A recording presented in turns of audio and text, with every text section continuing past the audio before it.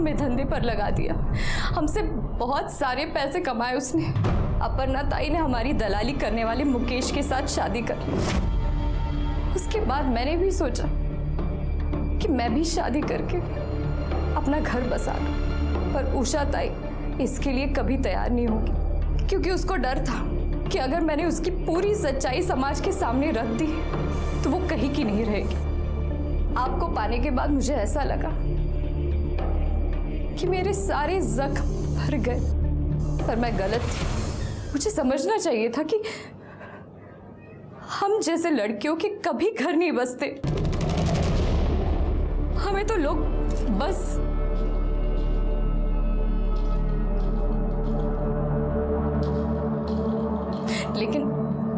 लेकिन आप टेंशन मत लीजिए, मैं आपको छोड़ के चली जाऊंगी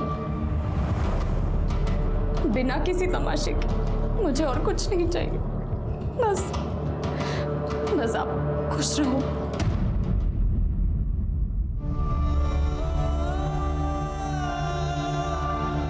उस उषा रानी ने प्रिया की जिंदगी बर्बाद कर दी, और ये सब कुछ समाज सेवा के आड़ में चलता रहता है इन लोगों का। मैं इन लोगों को छोड़ूंगा नहीं, लोगों के सामने इनकी सच्चाई लाके रख दूंगा।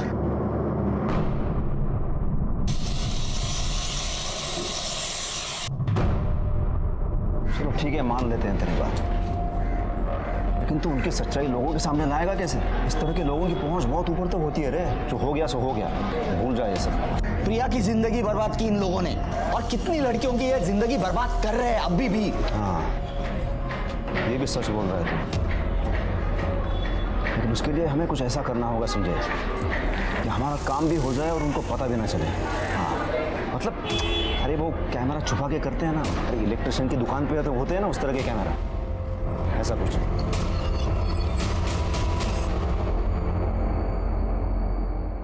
अरे दामाद जी, ऐसे अचानक? बैठिए, क्या लेंगे आप? कुछ लेने नहीं, देने आया हूँ। आखिरी वार्निंग दे रहा हूँ तुझे, ये जो गोरख धंधे ना बंद कर। मतलब आप क्या बोल रहे हैं? मुझे कुछ समझ में नहीं आ रहा है। ओह, तुझे समझ में नहीं आ रहा है? बहुत बोली है तू। हाँ, इस चार दीवारियों के अंदर क्या चलता है सब कच्चा चिट्ठा है मेरे पास। इस पेन ड्राइव में स्टिंग ऑपरेशन करवाया था इस जगह का मैंने। समाज कल्याण की आड़ में तू लड़कियों से धंधा करवाती है, आना। देखिए, आपको कुछ गलतफहमी हुई है, वो सब तो मैंने कब का बंद कर दिया। अच्छा, तो तुम्हारा ड्राइवर लोगों से पैसे लेके उन्हें पिछले रास्ते कहाँ छोड़ता है? हाँ? और ये मुकेश मेरी बीवी को लेके कहाँ जाता है, बताओ।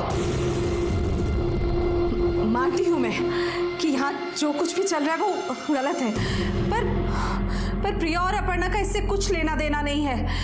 और उन दोनों ने मुझे कब का छोड़ दिया, और यहाँ तक कि मुकेश भी मुझे छोड़कर चला गया है, अपना गैराज खोल के बैठा है। मैं तेरी बकवास सुनने नहीं आया हूँ, समझे? आखिरी वार्निंग दे रहा हूँ, बंद कर ये सब, वरना ये है ना, ये वायरल कर दूंगा, पुलिस के पास जाऊंगा, समझे? उषा के यहाँ से निकलने के बाद मुझे लगा मेरा काम हो गया, और मेरा गुस्सा बिल्कुल कम नहीं होता, क्योंकि यही उषा थी जिसने मेरी प्रिया को इस दलदल में फेंका था। मैं वहां से सीधा घर गया।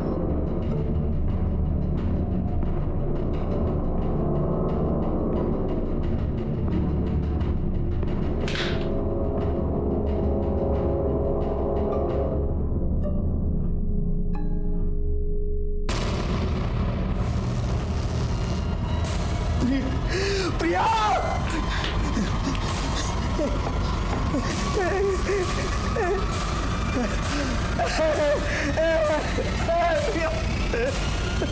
विकास केंद्र का तूने स्टिंग ऑपरेशन किया, वो वीडियो पेन ड्राइव कहाँ है? सर, मैंने कोई स्टिंग ऑपरेशन नहीं किया।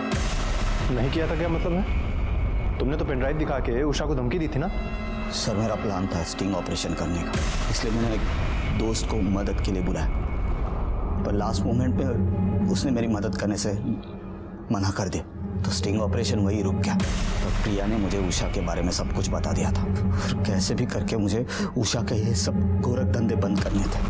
तो मैं ब्लैंक पेन ड्राइव लेके उषा के पास गया। सर, उषा विकास के आड़ में प्रोस्टिट्यूशन का धंधा करती थी, वो नहीं चाहती थी कि उसकी बदनामी हो।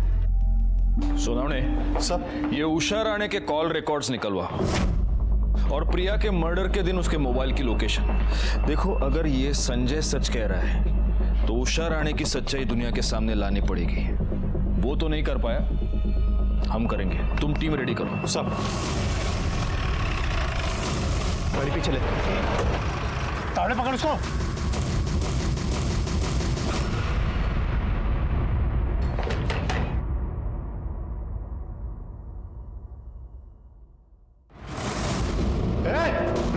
मॅडम यांना सगळ्यांना साईडला घ्या.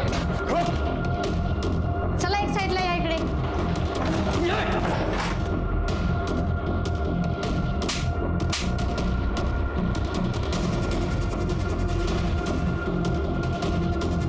डालो सबको गाड़ी में, सगळ्यांनी गाडीत बसा. चला.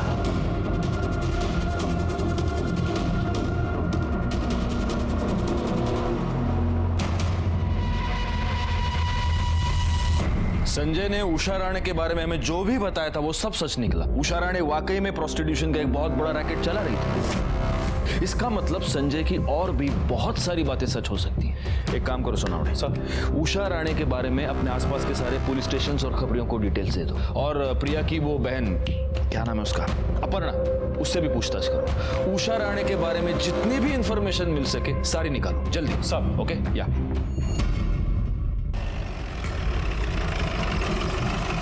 ये उषा ने विकास केंद्र के नाम पे जो प्रोस्टिट्यूशन का धंधा चला के रखा था, इससे तुम्हारा और प्रिया का क्या कनेक्शन है? सिर्फ इतना कि हम दोनों बहनें भी उसके लिए बाकी लड़कियों की तरह कमाई का जरिया थी और शादी के बाद हमने उसे और उसने हमें छोड़ दिया था। और तुम्हारे पति मुकेश ने? उसने भी वहाँ से निकलने के बाद उसने एक छोटा सा गराज खोला और ईमानदारी की 2 रोटियां खाने के लिए दिन रात मेहनत कर रहा है। रिपोर्ट के मुताबिक प्रिया के हाथों और कंधों पर इंजन ऑयल के ट्रेसेस मिले हैं। तुम्हारे पति मुकेश कहाँ मिलेगा अभी? पता नहीं, विकास केंद्र में रेड पड़ने के बाद से वो घर नहीं लौटा है।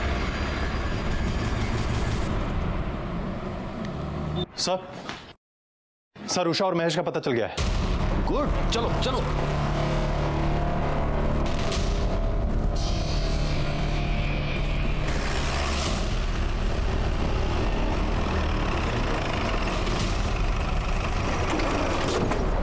कुठे? ती आतमध्ये ये.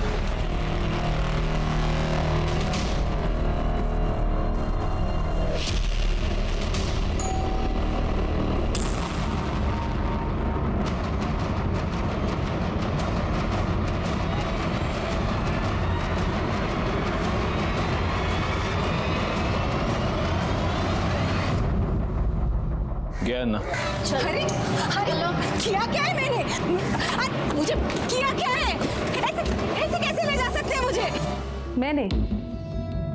मैं क्यों मारूंगी उसे? ये क्या है? हाँ? क्या ये? तुम्हारे कॉल रिकॉर्ड्स हैं। जिस दिन प्रिया का खून हुआ उस दिन फौरन मैंने मुकेश को फोन लगाया। हेलो, संजय को समझाना पड़ेगा। अगर उसने वो पेन ड्राइव पुलिस या मीडिया को दे दी तो सब खत्म हो जाएगा। मैं तो बुरी तरह फंस जाऊंगी और तू भी नहीं बचेगा। मदद मांग रही है या धमका रही है मुझे? मैं सिर्फ बता रही हूँ तुझे, जिस तरह से वो मुझसे गुस्सा है ना, मेरी एक भी नहीं सुनेगा। अब तू ही उसे समझा सकता है। ठीक है, तुम पहुंचो उसके घर, मैं भी आता हूँ। दोनों मिलकर समझाएंगे तो कहीं नहीं जाएगा वो, टेंशन मत ले। हाँ मुकेश, मैं पहुंच गई हूँ। तुम इधर मत आना अभी, इधर पहले से कुछ तो भी लफड़ा हुआ है। मुकेश वहाँ, हेलो। कहानी बहुत अच्छी है लेकिन सच्ची नहीं है, क्योंकि सच ये है कि तुम दोनों ने प्रिया को मार दिया और वहां से भाग गए। सर, मुझे उसे मारना ही होता तो मैं उसी दिन मारती जब उसने शादी की बात की थी, तो शायद ये सब कुछ नहीं होता उसके साथ। और मैं उसे क्यों मारूंगी सर?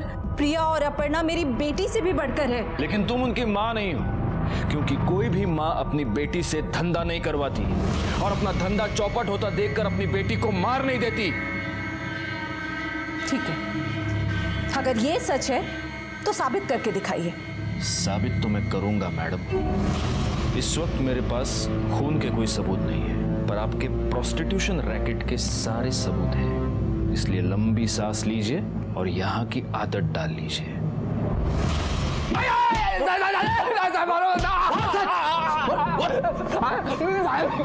अपर्णा से जब से शादी किया है ना, सारे गलत धंधे छोड़ दिया है साहब। मेहनत करता हूँ साहब, ईमानदारी की रोटी खाता हूँ। अच्छा, हाँ साहब। तो जब प्रिया का खून हुआ तू उस एरिया में क्या कर रहा था?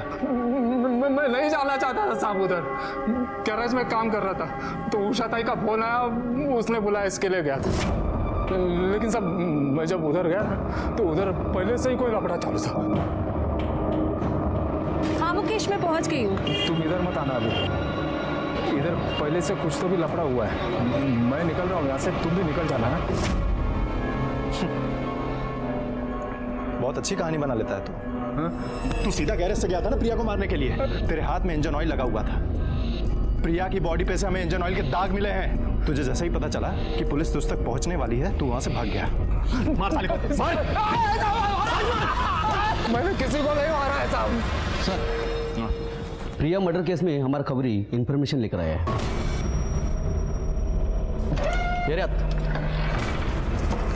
नमस्कार साहब, जिस दिन वो लड़की का मर्डर हुआ ना प्रिया, उसका 2 रोड चाप मैकेनिक के साथ लफड़ा हुआ था, आपने देखा साहब। और जिधर झगड़ा हुआ उसके सामने दुकान पे सीसीटीवी लगा हुआ है। आप उधर का फुटेज निकाल के देख लो, मालूम पड़ जाएगा कौन लोग थे। सर, ये देखिए, इन दोनों मैकेनिक्स ने प्रिया के साथ पहले भी छेड़खानी की थी और संजय के साथ हाथापाई भी हुई थी इन दोनों की। और सर, ये देखिए, ये मर्डर के दिन की फुटेज।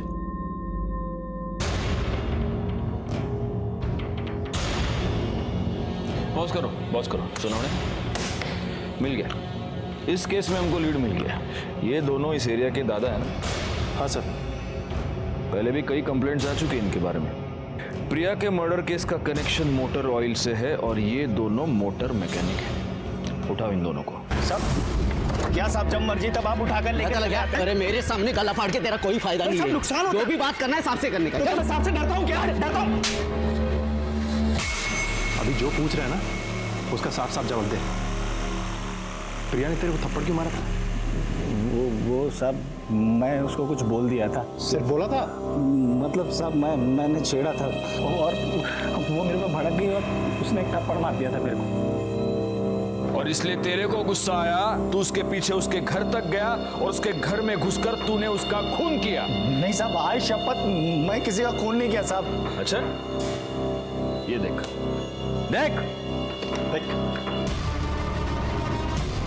उसके पीछे किधर गया तू? वो क्या साहब, मैं ना वो बाइक का टेस्ट ड्राइव करने के लिए गया था। तू पूरे 1 घंटे के बाद अपने गैरेज पे वापस आया। साहब वो क्या है कि बाइक ठीक हो गई थी, तो इसलिए एक बाइक को क्लाइंट के घर पे छोड़ने गया था। तू क्लाइंट को होम डिलीवरी भी देता है क्या? सोनावणे, एक काम करो, इसका ये जो भी क्लाइंट है उसके पास इंक्वायरी करो और तब तक ये दोनों को बिठा के रखो इधर। साहब ऐसे बैठा के काहे को रखने का? अगर अपन लोग झूठ बोला होगा ना तो वापस उठा के लाना। टाइम खोटी काहे को करने का साहब?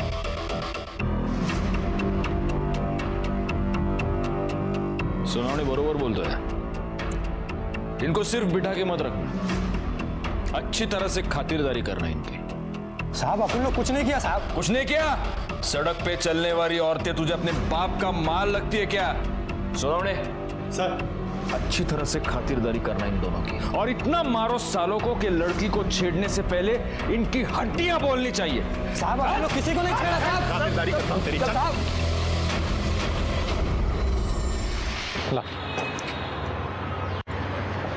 सर, अच्छे से खातिरदारी की है दोनों की। लेकिन ये सुबह का डोज है, शाम को फिर फोड़ना उनको। ठीक है सर।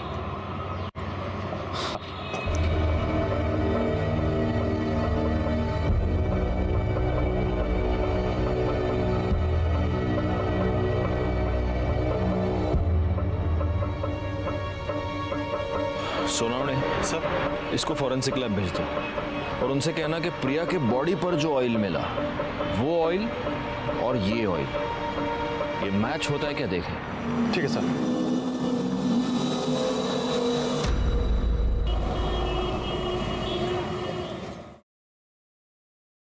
सर, प्रशांत आले। हाँ प्रशांत, आओ आओ। सर, मुझे क्यों यहाँ पे बुलाया? आओ आओ बैठो। प्रशांत, मैंने तुमको ये बताने के लिए बुलाया है प्रशांत कि प्रिया के बॉडी पर जो इंजन ऑयल मिला वो इंजन ऑयल और तुम्हारे बाइक का इंजन ऑयल एक दूसरे से मैच होता है। हाँ तो सर इस तरह का ऑयल तो सड़कों पे काफी सारे बाइक्स पे मिलेगा। ये बात तो सही है, लेकिन फिर उन सब लोगों की मोबाइल लोकेशन प्रिया के घर के पास नहीं है मर्डर के वक्त, जो तुम्हारी है। सुना उन्हें, देखो। और ये रहे कॉल रिकॉर्ड्स, ये तुम्हारी कॉल लोकेशन। और तुमने तो अब तक हमको ये बताया नहीं था कि मर्डर के वक्त तुम प्रिया के घर के पास थे। सर मैं एक्चुअली उस जगह पे नहीं था, उसके आसपास था। आसपास थे।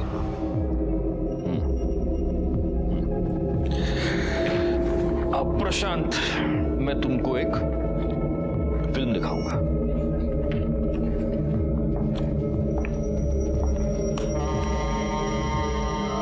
देखो, और ये तुम्हारी एंट्री।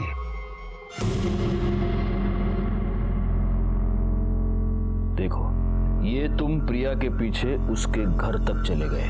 शायद ये पूरा झगड़ा तुमने देखा था और इसी का फायदा तुमने उठाया।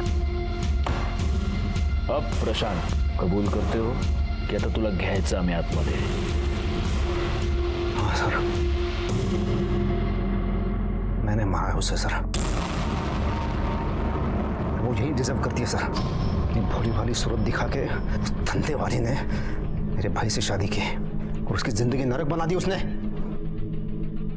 सर उस दिन संजय उसकी माँ को स्टिंग ऑपरेशन की झूठी बात कह के उसके मुंह से सच्चाई सुनने गया था और उस उषा ने डर के सब कुछ मान भी लिया था। लेकिन सर संजय ये सब सुन के एकदम से टूट गया और उसने मुझे वहां से फोन भी किया था। आज ये बात सिर्फ मुझे मालूम है, कल दुनिया को पता चल जाएगी तो मैं किससे नजर नहीं मिला पाऊंगा। मुझे मारना है। संजू तो ऐसा कुछ नहीं करेगा, देख मुझे तेरे भाव की कसम है। मैं नहीं जी सकता। मैं सब ठीक करता हूँ, देख। सर मैंने संजय को भाई की तरह नहीं, एक बेटे की तरह प्यार किया है। उसे ऐसा रोता हुआ सुनकर मेरा माथा घूम गया सर। मैं वहाँ से निकल गया, मैं संजय के घर की तरफ चला गया। रास्ते में मैंने देखा सर प्रिया उसी मैकेनिक के साथ झगड़ा कर रही है। जरा इधर भी नजर इनायत कर लीजिए। अरे हम भी हैं। क्या बकवास कर रहे हो तुम? घर में माँ बहन नहीं है तुम्हारे?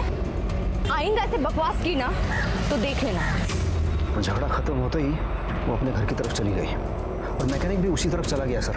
और मैंने सर इसी बात का फायदा उठाना चाहा। मैं संजय के घर की तरफ चला गया सर। सर मैं बहुत गुस्से में था सर, मैंने प्रिया को बहुत मारा। तू सारी धंधे वाली धंधा करती है तू, हाँ? मेरे भाई की जिंदगी बर्बाद करती। सब आज तक इतना रोते हुए कभी नहीं देखा, इतनी बुरी हालत में कभी नहीं देखा। तूने हमारी खानदान पे धब्बा लगा दिया। एक जान से मार दूंगा।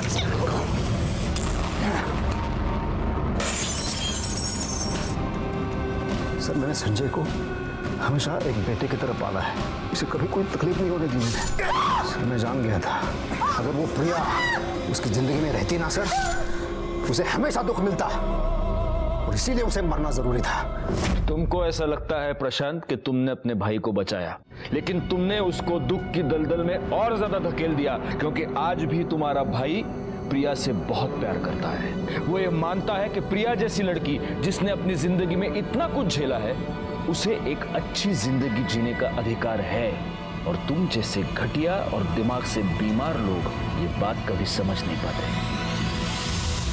प्रशांत पर प्रिया के मर्डर का केस आज भी माननीय कोर्ट में लंबित है और प्रशांत इस वक्त जेल में है। प्रिया का अपना अतीत छुपाना और संजय का अपनी बीवी की अच्छाइयों की ओर नजरअंदाज कर उसके अतीत को खंगालना, ये सब टाला जा सकता था अगर इन दोनों ने अपने रिश्ते में आई शक की दस्तक को सुना होता, उसे समझा होता, उसे दूर किया होता, तो इस गुनाह को टाला जा सकता था। खैर केस तो सॉल्व हो गया और हमें अपने इस थैंकलेस जॉब से थोड़ा सा टाइम निकालकर अपने परिवार के साथ वक्त बिताने का मौका मिल गया।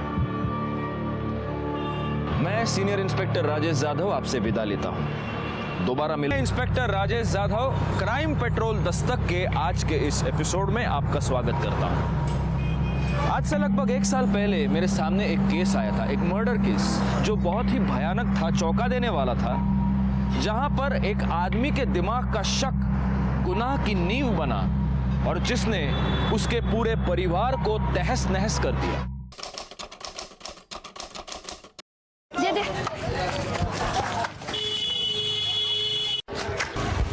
तेरी चिल्लर पार्टी कॉलोनी को प्लेग्राउंड बना के रखा है। हाँ, किसने मारा मुझे बहुत?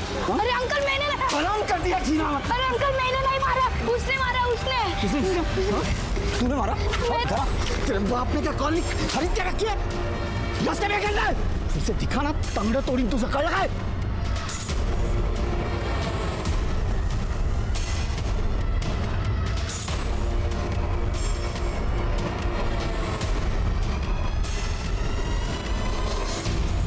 पापा हम चुपचाप खेल रहे थे, वो संजय अंकल आए और बहुत मारा हमें। क्या आपको भी गाली दी पापा? बोला तेरे बाप ने यहाँ प्लेग्राउंड बनाया है क्या? आज बताता हूँ उसको कि किसने क्या बनाया। सर फोड़ दूंगा साले का।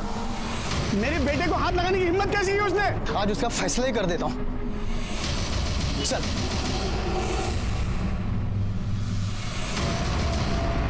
मुझे गाली देता है, मेरे बच्चों को हाथ उठा दे। आज छोड़ेंगे साले को। हमारे बच्चों को मारता है। दरवाजा खोल।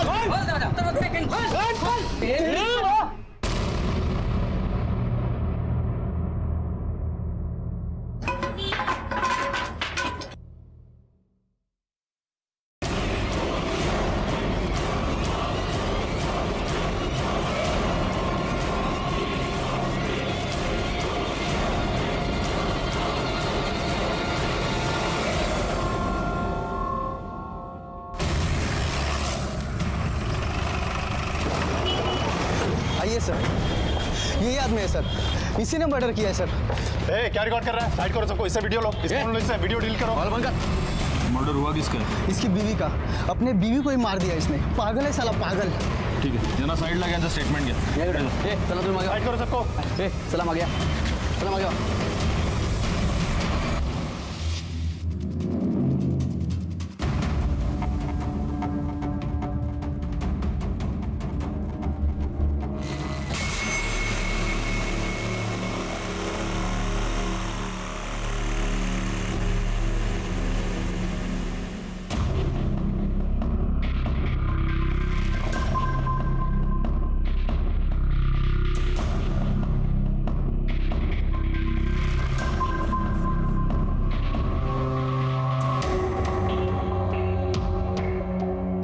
सर, बॉडी की हालत देखकर ऐसा लगता है कि इसका खून करने से पहले इसको बहुत ही बेरहमी से पीटा गया है। ये मर्डर पति और पत्नी के झगड़े का नतीजा है और झगड़े की वजह कुछ भी हो सकती है। हो सकता है इन दोनों में से किसी एक का एक्स्ट्रा मैरिटल अफेयर रहा हो। इस बात को लेकर कुछ कहा सुनी हुई, फिर झगड़ा बढ़ गया। झगड़े की शुरुआत बाहर से हुई है, हॉल से। झगड़ा बढ़ा, पत्नी ने उससे बचकर भागने की कोशिश की, वो यहाँ पर आई। उसके पीछे पति आया, ये बियर बॉटल उठाई, यहीं पर फोड़ दी और यहाँ पर उसने वो बियर की बोतल। हो सकता है ये सब हुआ हो और हो सकता है ऐसा ना हुआ हो। इस मर्डर की वजह कुछ और भी हो सकती है।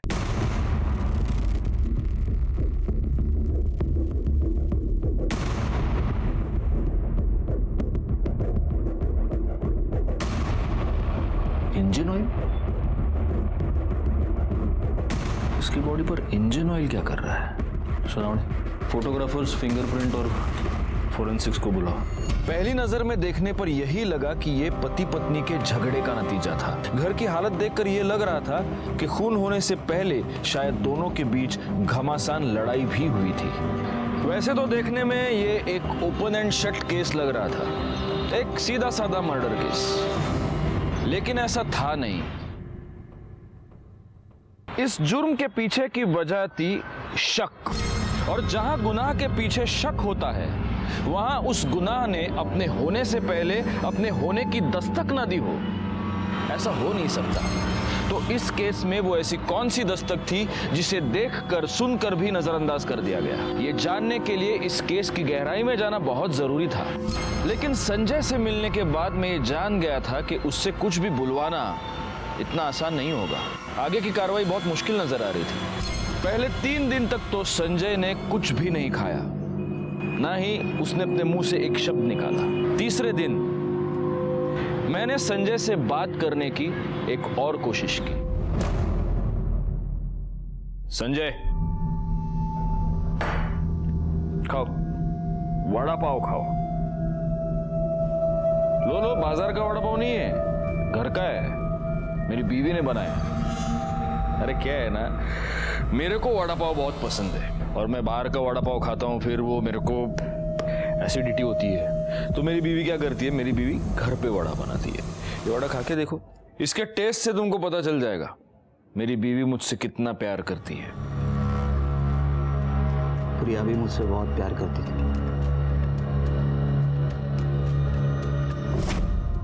हम दोनों बहुत खुश थे, हमारे बीच में कोई प्रॉब्लम नहीं थी। बॉस, अरे मेरे बॉस, अरे बॉस, क्या बोल रहा है? अरे संडे है ना सर, छुट्टी, वाइफ को लेके जरा पानी पूरी खाने आया, आवड़ते तिला को। अरे आप मिले नहीं हो मेरे वाइफ से, मैं बुलाता हूँ। प्रिया, अरे आओ ना जल्दी। आप शादी में नहीं आए थे ना, इसके लिए।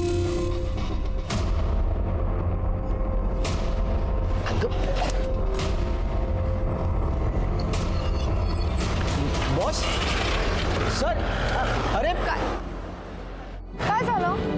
नाही माहिती मला, म्हटलं तुझी ओळख करून दे, चले गए। जाऊ द्या ना, अरे गेले। पाणीपुरी खाऊ आपण। हाँ हाँ हाँ। Good morning. अरे संजय, इतना लेट? अरे वो बाइक खराब हो गई थी। बॉस सुबह से 4 बार तुझे पूछ चुके हैं। बॉस, क्यों, क्या हुआ? मुझे क्या पता, खुद जाके पूछ ले। मैं कम इन सर? हाँ संजय, आ जाओ, कम बैठो। अरे बैठो यार, बैठो।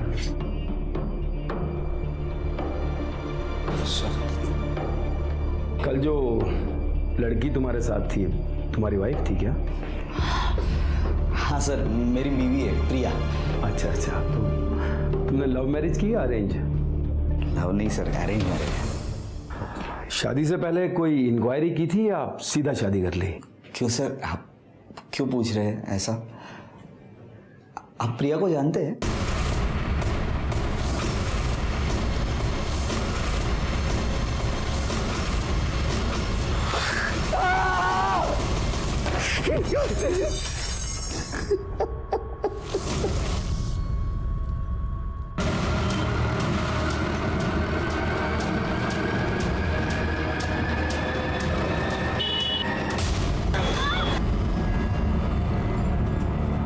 अबे साले, तो दिखाई नहीं देता? कैसी गाड़ी चलाता तू? हाँ, तेरे बच्ची को कुछ हुआ क्या? क्या बात है साले, एक तो नौ गाड़ी जाता है। अरे मैंने कहा कुछ नहीं हुआ, नौ गाड़ी जाता है ऊपर से। मारो मारो। पिंकी, हे घे, हा काढा पी। कडू आहे काकी. अगं हो, कडू आहे, पर तू सुबह तक बिल्कुल ठीक हो जाएगी। पी। कहाँ से सीखा प्रिया ये सब? हर मर्ज की दवा इसके पास आई है ना? अरे इसके पास तो कई तरह के नुस्खे हैं, मुझे तो इसने एक दिन में ठीक कर दिया था। भगवान का लाख लाख शुक्र है कि मुझे इतनी अच्छी बहू मिली, वरना आजकल की बहुएं अरे किसी की उनको पड़ी ही नहीं रहती है। क्यों? संजय को अब तक तो आ जाना चाहिए था ना। हो दादा, कभी कभी ऑफिस में ज्यादा काम रहता है ना, तो लेट हो जाता है उनको। आते ही होंगे। नाम लिया और आ गया वो। संजय, संजय क्या हुआ? ये आपको चोट कैसे लगी? खून बह